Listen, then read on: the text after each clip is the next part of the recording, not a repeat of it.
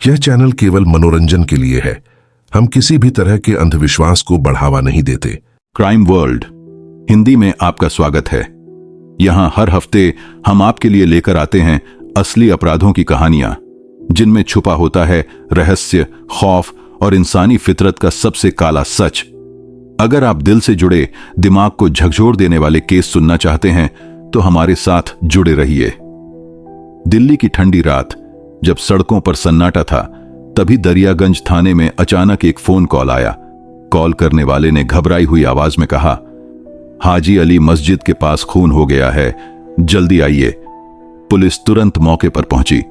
मस्जिद के पीछे वाली गली में अंधेरे में एक आदमी की लाश पड़ी थी। चेहरा खून से लथपथ, गले पर गहरी चोटें और हाथ में टूटी हुई तस्बीह। आसपास इकट्ठा हुए लोग दबी आवाज में कुछ कह रहे थे, लेकिन किसी की हिम्मत नहीं थी कि पुलिस को साफ साफ बता सके कि हुआ क्या है। लाश की पहचान जल्द ही हुई। वो शख्स था रईस खान, जो इलाके में काफी जाना पहचाना नाम था। मस्जिद में नमाज पढ़ाने आता था, बच्चों को कुरान सिखाता था और बाहर से एक नेक आदमी माना जाता था। लेकिन पुलिस को जल्द ही समझ आने लगा कि मामला सिर्फ साधारण हत्या का नहीं है। जांच शुरू होते ही पता चला कि रईस खान का रिश्ता कुछ ऐसे लोगों से भी था जो अंडरवर्ल्ड और अवैध धंधों से जुड़े थे। मस्जिद की आड़ में रात के अंधेरे में गली के उसी मोड़ पर अक्सर गुप्त मीटिंग्स होती थीं। पुलिस के पास कई चौंकाने वाली बातें सामने आ रही थीं, जैसे कि इलाके में हुए पिछले 2 गायब होने के मामलों का सुराग भी कहीं न कहीं रईस खान से जुड़ रहा था। मामला और पेचीदा तब हो गया जब पुलिस को उसकी जेब से एक छोटा सा कागज मिला। उस पर सिर्फ 2 लाइनें लिखी थीं, अगली बारी तुम्हारी है, गवाही मत देना। यह साफ था कि यह हत्या किसी एक व्यक्ति की दुश्मनी नहीं, बल्कि किसी बड़े गैंग की चेतावनी थी। जांच में धीरे धीरे ऐसे गवाह सामने आने लगे जो पहले डर के कारण चुप थे। किसी ने बताया कि रईस खान की रात को अक्सर कुछ अजनबी लोगों से मुलाकात होती थी। किसी ने कहा कि मस्जिद की पिछली दीवार के पास कई बार हथियारों से भरे थैले देखे गए, और किसी ने यह भी दावा किया कि हत्या वाली रात रईस किसी को पैसे देने के लिए बुलाने वाला था। लेकिन सबसे बड़ा मोड़ तब आया जब पुलिस को सीसीटीवी फुटेज हाथ लगी। मस्जिद के पास लगे एक पुराने कैमरे ने हत्या से कुछ मिनट पहले की झलक रिकॉर्ड की थी। उसमें रईस खान 3 आदमियों से मिल रहा था, जिनमें से एक का चेहरा साफ दिखाई दे रहा था, और वह शख्स इलाके के ही एक बड़े कारोबारी का बेटा था, जिसे सब इज्जत से देख रहे थे। पुलिस दबाव में थी। नाम बड़ा था, रसूखदार था, और मामला सीधा धर्मस्थल से जुड़ रहा था। लेकिन क्राइम ब्रांच की टीम पीछे हटने वाली नहीं थी। कहानी यहीं से असली मोड़ लेती है। पुलिस ने फुटेज देखकर उस कारोबारी के बेटे शाहनवाज को तुरंत शक के घेरे में ले लिया। शाहनवाज का नाम सुनते ही दरियागंज के पूरे इलाके में हलचल मच गई। लोग दबी जुबान में कहने लगे, ये कैसे हो सकता है? शाहनवाज तो सबके सामने शरीफ और पढ़ा लिखा लड़का है। लेकिन जो कैमरे में था वो झूठ नहीं बोल सकता था। क्राइम ब्रांच ने गुपचुप तरीके से शाहनवाज की निगरानी शुरू की। पता चला कि रईस खान की हत्या वाली रात शाहनवाज देर रात तक घर से बाहर था और वापस सुबह लगभग 4 बजे आया। उसके कपड़ों को तुरंत वॉश कर दिया गया था, जो खुद शक पैदा कर रहा था। इसी बीच पुलिस ने रईस खान की कॉल डिटेल्स निकाली। हत्या से आधा घंटा पहले रईस के मोबाइल पर आए आखिरी कॉल शाहनवाज के नंबर से ही था। यह अब साफ था कि दोनों की मुलाकात उसी रात तय थी। सवाल यह था, मुलाकात का मकसद क्या था? जैसे जैसे तहकीकात आगे बढ़ी, पुलिस के हाथ एक और चौंकाने वाली जानकारी लगी। रईस खान दरअसल इलाके में चल रहे हवाला कारोबार की गुप्त डील्स का हिस्सा था। पैसे का लेन देन मस्जिद की आड़ में होता था, और यह नेटवर्क दिल्ली से लेकर दुबई तक फैला हुआ था। शाहनवाज उसी नेटवर्क में पैसे घुमाने का काम करता था। रईस खान और शाहनवाज के बीच लाखों रुपए का हिसाब बाकी था। पुलिस को शक था कि हत्या की असली वजह यही रकम थी। लेकिन एक समस्या थी, कानून के लिए सबूत चाहिए, और शाहनवाज जैसे रसूखदार आदमी के खिलाफ सबूत जुटाना आसान नहीं था। उसके पिता इलाके के सबसे बड़े कारोबारी, नेताओं और पुलिस अफसरों तक से गहरे संबंध रखते थे। क्राइम ब्रांच ने जाल बिछाया। रईस खान के करीबी एक शागिर्द को गवाह बनाने की कोशिश की गई। वह लड़का पहले डरता रहा, लेकिन आखिरकार उसने कबूल किया कि उसने रईस और शाहनवाज की मुलाकात देखी थी। उसने कहा, साहब, मैंने अपनी आंखों से देखा था कि शाहनवाज भाई के साथ 2 और आदमी थे। वो लोग गुस्से में थे और थोड़ी देर बाद चीख की आवाज आई। मैं डर कर भाग गया। यह बयान केस की दिशा बदल सकता था, लेकिन गवाह सामने आते ही उसके परिवार को धमकियां मिलने लगीं। पुलिस जानती थी कि अगर गवाह पर दबाव बढ़ा तो सच सामने नहीं आ पाएगा, इसलिए टीम ने तुरंत उसे सुरक्षित स्थान पर शिफ्ट किया। जांच जैसे जैसे गहराई में जा रही थी, मस्जिद के आसपास का माहौल और डरावना होता जा रहा था। लोग पुलिस से नजरें चुराने लगे। कोई खुलकर कुछ बताने को तैयार नहीं था।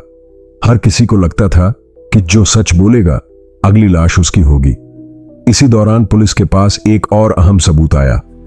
मस्जिद के पिछवाड़े की दीवार पर खून के छींटे मिले थे। फोरेंसिक रिपोर्ट में साफ हुआ कि वह खून रईस खान का ही था। इसका मतलब हत्या ठीक मस्जिद की गली में हुई थी और शव को वहीं गिरा छोड़ा गया। अब मामला और गंभीर हो गया था। हत्या किसी गली कूचे की वारदात नहीं, बल्कि धार्मिक जगह के पास की गई सोची समझी साजिश थी। क्राइम ब्रांच ने शाहनवाज को गुप्त तरीके से उठाया। पूछताछ शुरू हुई। शुरू में उसने सब कुछ झुठलाया, लेकिन जब सामने कॉल रिकॉर्ड, फुटेज और गवाह का बयान रखा गया तो उसका चेहरा उतर गया। लेकिन उसने जो कहा, उसने पूरी टीम को हिला दिया।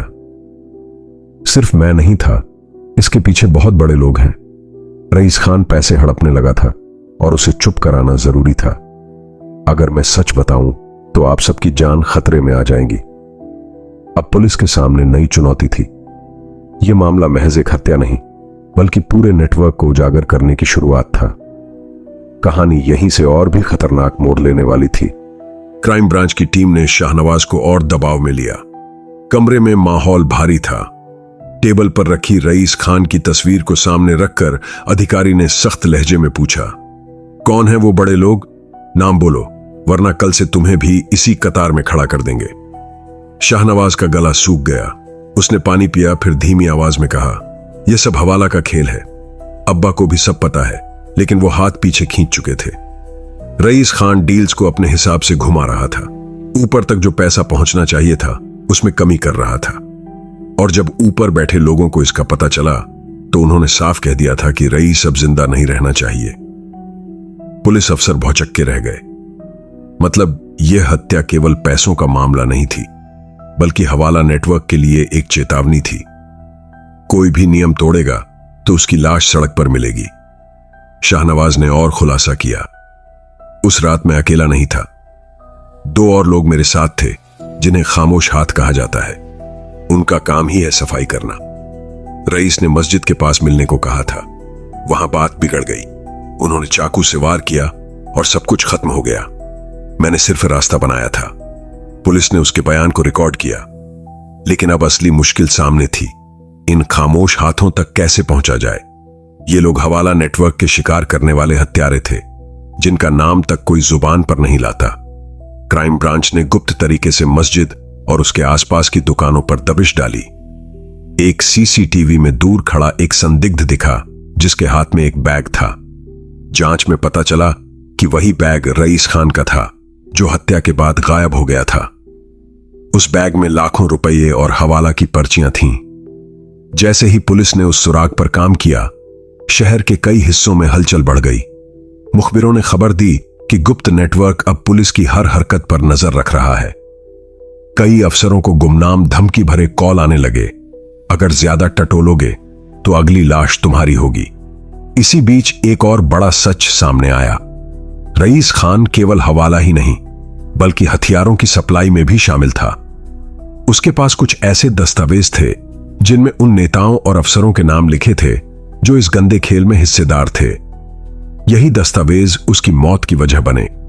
पुलिस को अंदाजा हो चुका था कि यह मामला किसी आम अदालत तक नहीं पहुंचेगा। या तो गवाह और सबूत रास्ते से हटा दिए जाएंगे, या फिर पूरे केस को दबा दिया जाएगा। टीम ने फैसला किया कि सबूत को सुरक्षित करने के लिए दिल्ली से बाहर गुप्त जगह भेजना होगा। लेकिन जैसे ही वो कदम उठाया गया, अचानक शहर में गोलीबारी की घटना हुई। पुलिस की गाड़ी पर हमला हुआ जिसमें 2 कांस्टेबल घायल हो गए और केस की फाइलें छीन ली गईं। यह साफ था कि अपराधियों का नेटवर्क हर जगह फैला हुआ था। इसी बीच शाहनवाज ने हिरासत में रहकर एक चौंकाने वाली मांग रखी। उसने कहा, अगर मुझे और मेरे परिवार को सुरक्षा दी जाए तो मैं उन खामोश हाथों और असली सरगना का नाम बताऊंगा, वरना आप मुझे चाहे गोली मार दो लेकिन सच बाहर नहीं आएगा। क्राइम ब्रांच के लिए यह 2धारी तलवार थी। अगर उन्होंने शाहनवाज पर भरोसा किया और वह झूठ निकला तो पूरी टीम खतरे में पड़ जाएगी, लेकिन अगर सच निकल आया तो यह दिल्ली के सबसे बड़े अपराध नेटवर्क का पर्दाफाश हो सकता था। टीम ने समय लिया, लेकिन फैसला करना जरूरी था। एक रात गुप्त बैठक में एसीपी अजय ने कहा, अब पीछे हटने का सवाल ही नहीं। यह केस क्राइम वर्ल्ड हिंदी की असली तस्वीर है। अगर आज हार मान ली तो कल कोई और रईस खान और शाहनवाज हमारी आंखों के सामने मारा जाएगा। हमें नेटवर्क की जड़ तक पहुंचना ही होगा। अब खेल और बड़ा होने वाला था और इस बार मौत से सीधी टक्कर थी।